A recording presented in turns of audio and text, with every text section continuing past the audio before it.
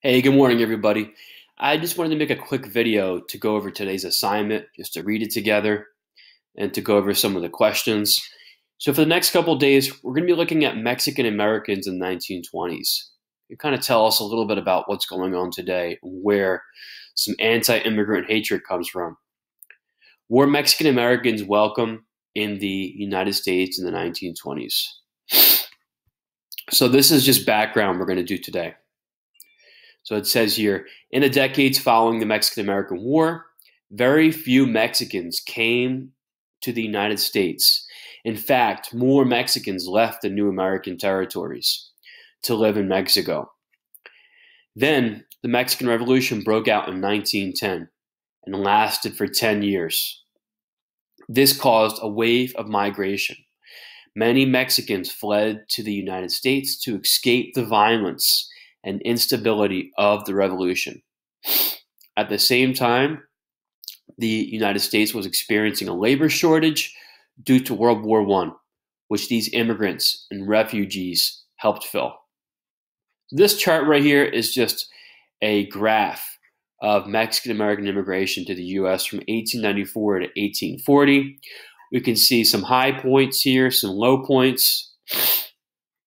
But during this time, we have a huge influx of Mexican Americans coming here.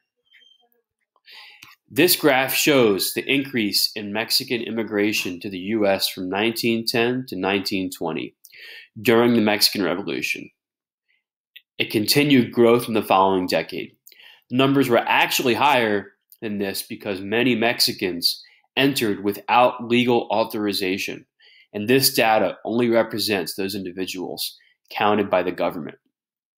Beginning in 1916, those who crossed through legal ports of entry were subject to public bathing, chemical fumigation. They just kind of spray you with some chemicals, hoping it will clean you, and invasive physical inspections. You can think like a pat down, right, by a border guard. So many opted to cross outside of the lawfully designated ports. Crossing through a port of entry also meant paying an entry fee, which many immigrants couldn't afford. Before 1929, there were legal consequences for crossing outside a legal port of entry. Although the Mexican Revolution ended in 1920, Mexican migration to the U.S. continued to grow in the 1920s because of job opportunities in the U.S., especially in agriculture, mining, and railroads. From 1910 to 1930, over 1 million Mexicans came to the U.S., about 1/10 of Mexican's population. That's pretty significant. By the 1920s, many Mexican American communities were established throughout the Southeast and some in the Midwest. I'm allergic to cats, so you got to remind my runny nose here.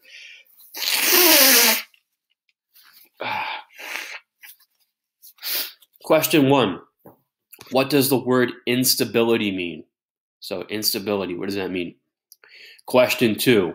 After the Mexican-American War in 1848, did more Mexicans come to the U.S. or leave the U.S.? So did more come or did more leave? 3. Why did the U.S. need Mexican immigrants during World War I? What was their purpose to come to the U.S.? 4. From 1910 to 1920, did Mexican immigration in the U.S. increase or decrease? 5. Mexicans who came through legal ports of immigration faced what kind of treatment? 6. What does the word invasive mean? So invasive. 7. Why did Mexican immigration to the U.S. continue to grow during the 1920s? And 8. True or false? From 1910 to 1930, less than 100,000 Mexicans came to the U.S. I hope this helps. Please ignore my hair, and I hope you all have a great day.